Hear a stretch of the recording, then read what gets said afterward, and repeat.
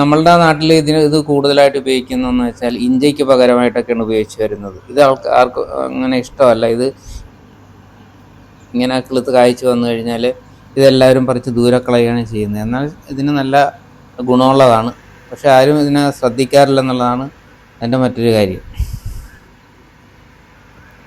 അതായത് ഇത് കൂടുതൽ വെജിറ്റേറിയൻ മാത്രം കഴിക്കുന്ന ആൾക്കാരാണ് ഇതിന് കൂടുതൽ താല്പര്യം കാണിക്കുന്നത്. ഇതൊരു ഇതിൻ്റെ വിത്ത് പായി കഴിഞ്ഞാൽ ഒരു 40 ദിവസമാകുമ്പോഴത്തേന് പൂവിട്ട് തുടങ്ങും.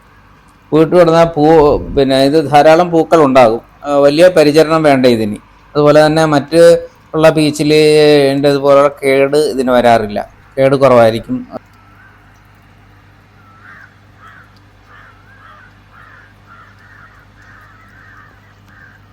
കായ്ച്ചയുടെയും ഒക്കെ ശല്യമുണ്ട്. അപ്പോൾ അതുകൊണ്ട് അപ്പോൾ ചെയ്യേണ്ടതെന്ന് പറഞ്ഞാൽ നമ്മൾ